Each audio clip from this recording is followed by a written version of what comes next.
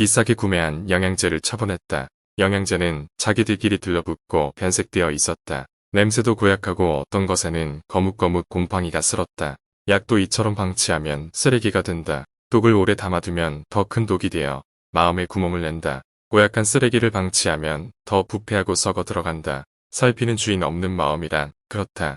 누군가가 뱉어버린 무심결에 욕과 화가 내 안에 쌓여 어느 순간 썩어버리기 시작한다. 현자들은 예전부터 타인을 용서하라고 했다. 타인을 용서하라는 말은 이타적으로 들릴지 모르지만 현자들은 자신을 위해 타인을 용서하라고 했다. 사람마다 자신을 치유하는 방식은 많다. 예전 연구자들은 스트레스 해소에 가장 좋은 활동이 무엇인지 조사한 적이 있다. 영국 서식스 대학교 인지 심경심리학과 데이비드 루이스 박사팀의 연구다. 이들은 독서, 산책, 음악 감상, 비디오 게임 등 사람들이 활용하는 스트레스 해소법 중에 가장 효과가 좋은 것을 조사했다. 여기에는 굉장히 독특한 결과가 있었는데 가장 많은 사람들이 이용하는 게임은 스트레스를 21% 정도 감소시켰으나 심박수는 되려 높였다. 21%나 스트레스를 감소시키는 게임에 비해 독서는 6분 만에 68%의 스트레스를 감소시켰다. 이와 더불어 심박수도 낮아지며 긴장이 완화됐다. 사실 머리가 복잡한 스트레스를 도피하기 위해 많은 사람들이 게임으로 도피하지만 아이러니하게도 뇌의 활동을 활발하게 만드는 독서가 가장 스트레스를 줄였다. 이에는 음악 감상으로 61%를 줄였고 커피를 마시는 것은 54%, 산책을 하는 것은 42%가 줄었다. 누군가의 글을 바라보는 일은 단순히 동공이 검은 활자에 머무는 것이 아니라 작가가 이끄는 상상의 공간에 빠져 능동적인 해석을 하는 일이다. 로이스 박스는 이 실험에서 책의 종류는 중요치 않다고 밝혔다. 가만히 앉아서 조용히 사색하고 독서하는 일은 명상과 닮았다. 원래 인간은 결코 타인을 경험해 볼 수 없다. 태어나면서부터 오롯이 1인칭 시점으로만 세상을 바라본다. 에세이나 소설을 보면 독자는 타인의 시선으로 세상을 바라보기도 하고 전지적 작가 시점이라는 신의 입장에서 현상을 보기도 한다. 이런 훈련은 자신의 감정에 대해 굉장히 객관적인 입장을 취할 수 있음을 알 수 있다. 감정이란 본래 언어가 생겨나기 전부터 존재하던 것이다. 우리는 슬픔이나 행복, 기쁨이라는 언어를 통해 우리가 갖는 추상적인 감정을 표현한다. 그러나 그 감정들은 단 한 번도 정확히 같았던 적이 없다. 그것들은 각기 다른 형태로 우리에게 다가온다. 그것에 이름을 붙이고 제3의 눈으로 그것을 바라본다면 어두운 동굴 속에 횃불을 비추는 셈이다. 인간의 공포는 대부분 무지에서 온다.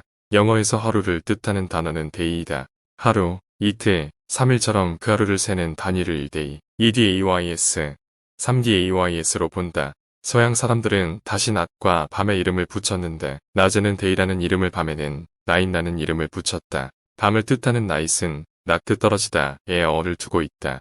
서양인들의 기준으로 하루는 해가 떨어지면 끝난다. 더 이상 하루라고 보지 않는다는 의미다. 해가 떨어지고 모든 것이 어두워지면 빛만 사라진 것이 아니라 그들의 눈에는 세상 모든 것이 사라진 것으로 봤다. 사람들은 모든 것이 사라진 어둠의 시간을 공포로 여겼다. 어린 시절 어머니는 밤 12가 되면 도깨비가 나타난다고 했다. 오지 않는 잠을 억지로 취하며 12시가 넘었는데도 찾아오지 않는 도깨비를 어설픈 잠자는 연기로 속였다고 희열을 느낀 적도 있다. 형광등으로 언제든 모든 것이 존재하게 만들 수 있는 오늘이 돼서야 아이에게는 도깨비가 나온다고 전해두고 독서를 할 수 있게 했다.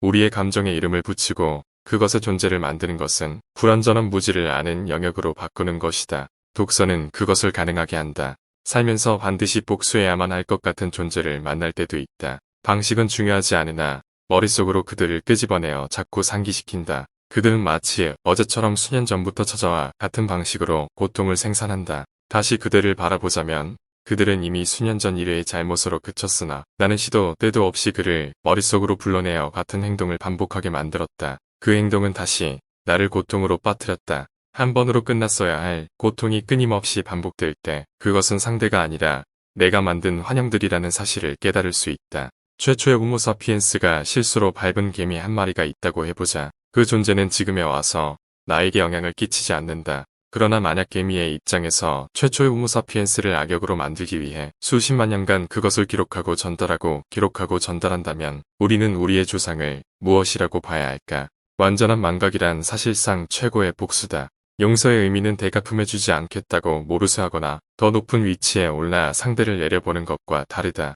완전한 복수는 그야말로 상대의 존재조차 잊어버리는 것이다. 사랑의 반대는 증오가 아니라 무관심이라는 말이 있다. 반대로 말하자면 무관심의 반대는 사랑이다. 객가품해줘야 하는 대상을 곱씹는 증오심은 일종의 사랑이다. 뉴스를 바라보다 보면 너무나 사랑한 나머지 대상을 스토킹하는 범죄를 마주하곤 한다. 사실상 대부분의 살인사건이 가족이나 배우자를 상대로 한다는 것도 사랑과 증오가 반대가 아니라 같은 선상이라는 것을 말하고 있다. 세상, 상대를 잊지 않는 것은 진정한 복수가 아니다. 진정한 복수는 그를 깔끔하게 잊어버리는 것이다. 반대로 진정한 사랑은 잊지 않고 오랫동안 기억하는 것이다.